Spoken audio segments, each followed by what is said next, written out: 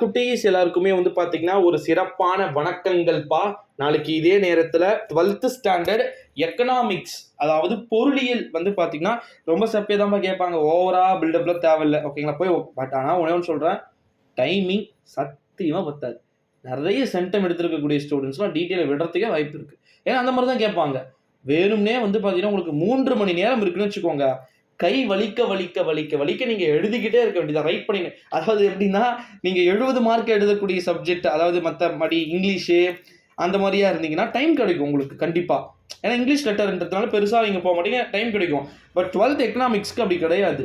நான் stop super fast express மாதிரி வந்து பார்த்தீங்கன்னா நீங்கள் போயிட்டே வந்திருக்கணும். எப்போமா நீங்கள் லாஸ்ட்டாக உங்களை அந்த ரைட் பண்ணுறது நிற்க போது 1:15, அதாவது கரெக்டாக வந்து பார்த்தீங்கன்னா 1:15 தான் வந்து நாளைக்கு இதே டைம் வந்து நீங்கள் நிறுத்துவீங்க. 10:15 ஸ்டார்ட் பண்ணீங்கன்னா 1:15 வரைக்கும் எழுதிக்கிட்டே தான் இருக்கணும். 12th ஸ்டாண்டர்ட் எக்கனாமிக்ஸ் எளிமையான முறையில் கேட்கப்பட்டாலும் அங்கே ஆப் எங்கே இருக்குன்னா டைமிங் பத்துமா அப்படின்றது தான். அதுக்கு தான் நான் சில விதமான டைமிங் மேனேஜ்மெண்ட்டை ஃபாலோ பண்ண சொல்லியிருக்கிறேன். 12th ஸ்டாண்டர்ட் எக்கனாமிக்ஸ் இது வரைக்கும் நீங்கள் எதுவுமே படிக்கல அப்படின்னா கீழே டிஸ்கிரிப்ஷனில் மறக்காமல் டெலகிராம் குரூப் லிங்க் இருக்குது, மறக்காமல் விசிட் பண்ணி பாருங்கள். அது 12th ஸ்டாண்டர்ட் எக்கனாமிக்ஸ்க்கு தமிழ் மீடியத்துக்கு தனியாக இருக்குது, இங்கிலீஷ் மீடியத்துக்கு தனியாக மெட்டீரியல் கொடுத்துருக்குறேன், ஓகேங்களா? ஸோ அதை மறக்காம விசிட் பண்ணுங்க, விசிட் பண்ணி பாருங்க, செக் பண்ணுங்க எப்படி இது ஓகேவா இருக்கா.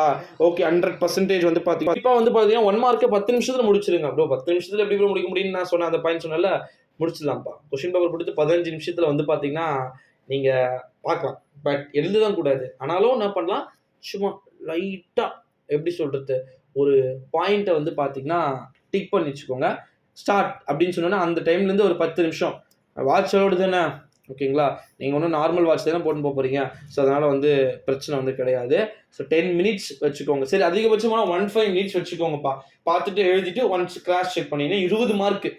மொத்த டோட்டலாக 90 எவ்வளோ மார்க் எடுத்தால் பாஸு உங்களுக்கே தெரியும் நினைக்கிறேன். 25 மார்க். அந்த 25ல புக் பேக்கில் இருக்கக்கூடிய 1 மார்க்கே தான் மோஸ்ட்லி கேட்க போகிறாங்க. 18 மார்க் 1 மார்க்கு கண்டிப்பாக புக் பேக் தான், அதில் மாற்றம் இல்லை. அடுத்தது 2 மார்க் எழுதுறதுக்கு 1/2 hour தான், ஜஸ்ட் 1/2 hour.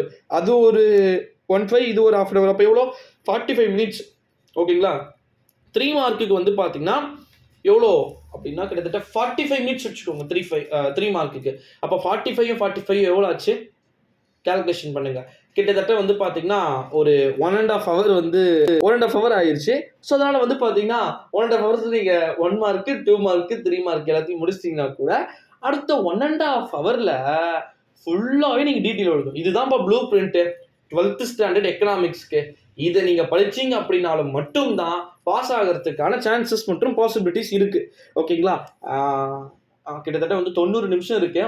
90 நிமிஷத்தில் ஒரு டீட்டெயிலுக்கு வந்து நீங்கள் எப்படி கணக்கு போட்டுக்கணும் அப்படின்னா 15 நிமிஷம் ஒரு டீட்டெயில் எழுதலாம். அந்த மாதிரி கணக்கு போட்டிங்க அப்படின்னா 90 மினிட்ஸ் நீங்கள் மோஸ்ட்லி 7 டீட்டெயில் வந்து எழுதுறதுக்கு சான்சஸ் இருக்குது ஃபஸ்ட்டு 1.5 hourல, ஓகேங்களா?